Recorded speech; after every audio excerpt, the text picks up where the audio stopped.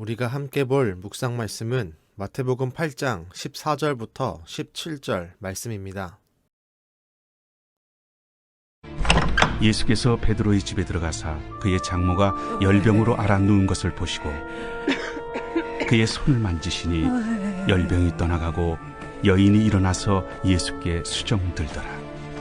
저물매 사람들이 귀신 들린 자를 많이 데리고 예수께 오거늘 예수께서 말씀으로 귀신들을 쫓아내시고 병든 자들을 다 고치시니 이는 선지자 이사야를 통하여 하신 말씀에 우리의 연약한 것을 친히 담당하시고 병을 짊어지셨도다 함을 이루려 하심이더라. 오늘 말씀에는 세 가지의 내용이 복합적으로 등장합니다. 첫 번째는 베드로의 집에 들어가 그의 장모의 열병을 치료해 주신 것입니다. 두 번째는 저녁이 되자 사람들이 귀신 들린 자와 병든 자를 데리고 오고 예수님은 그들을 말씀으로 치유하십니다. 세 번째는 이와 같은 역사의 의미를 예수님이 우리의 연약함을 담당했음을 보여주는 예언의 성취라고 결론 짓습니다. 이 세 가지의 내용에서 우리의 눈을 가장 잡아 끄는 장면이 무엇입니까? 첫 번째와 두 번째 아닙니까? 열병을 치유하고 귀신 들린 자와 아픈 자를 치유하는 예수님의 그 위대함과 전능하심 앞에 우리는 찬양을 드릴 수밖에 없습니다. 그리고 그런 기적의 일들이 우리의 삶에도 나타나기를 바랍니다. 그렇기에 첫 번째와 두 번째의 모습이 가장 우리의 주목을 끌게 됩니다. 하지만 우리가 정작 주목해야 할 부분은 오늘 말씀에 대한 결론이자 예수님의 구원자됨을 이야기하는 마지막 17절입니다. 예수님은 이 말씀을 성취하시려고 병든 자를 낫게 하신 것입니다.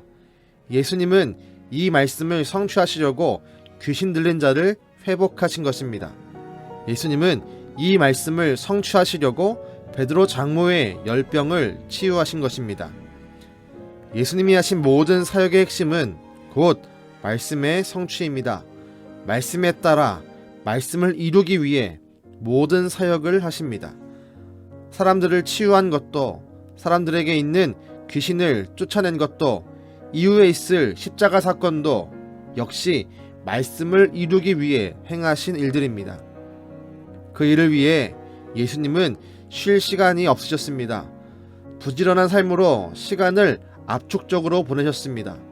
그 모든 이유가 말씀을 성취하기 위해서입니다. 이것이 예수님 삶의 동기입니다. 우리 삶의 동기는 무엇입니까? 무엇이 우리를 움직이게 합니까? 무엇이 우리에게 열정을 불어넣어 줍니까? 무엇이 우리로 하여금 열심을 내게 만듭니까? 각자가 다를 것입니다. 가족을 위해, 돈을 위해, 더 좋은 집을 위해, 더 좋은 차를 위해, 더 높은 자리를 위해 열심을 낼 것입니다. 하지만 우리 성도에겐 이것들과 다른 이유가 있어야 합니다. 우리도 예수님처럼 말씀을 성취해내기 위해 살아가야 합니다. 말씀을 듣고 그 말씀을 삶으로 실천하겠다는 열심이 우리에게 있어야 합니다. 이것이 우리의 삶의 동기가 되어야 합니다.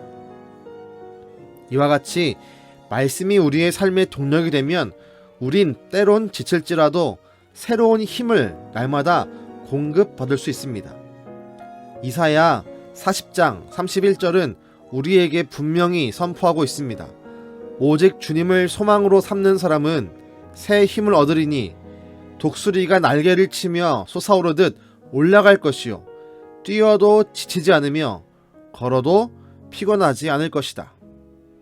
우리가 매일매일의 삶에서 나를 이끌어가는 동기가 말씀이 되고 하나님이 된다면 이사야 40장 31절의 말씀이 우리의 삶에 나타나게 될 것입니다. 지쳐 계십니까? 오늘 말씀을 붙들고 또 이사야 40장 31절의 말씀을 붙들고 간구합시다. 내 삶의 동기가 주의 말씀이 되게 하옵소서. 내 삶을 움직이는 힘이 하나님이 되게 하옵소서. 주님, 나에게 독수리 날개침과 같은 힘과 뛰어도 지치지 않고 걸어도 피곤하지 않도록 붙잡아 주옵소서. 기도하겠습니다. 주님, 예수님은 병든 자를 치료하시고 귀신 들린 자를 회복하시면서 모든 것들을 말씀을 이뤄내는 성취로 삼으셨습니다. 이것이 예수님을 움직이게 만든 위대한 동기입니다. 주님, 우리 마음 가운데 말씀이 우리의 삶의 동기가 되게 하여 주옵소서. 말씀을 따라 살아갈 수 있게 하시고, 말씀을 통해 힘을 얻게 하시고, 말씀을 통해 주의 도우심을 경험할 수 있는 귀한 시간 되게 하옵소서. 예수님의 이름으로 기도드렸습니다. 아멘.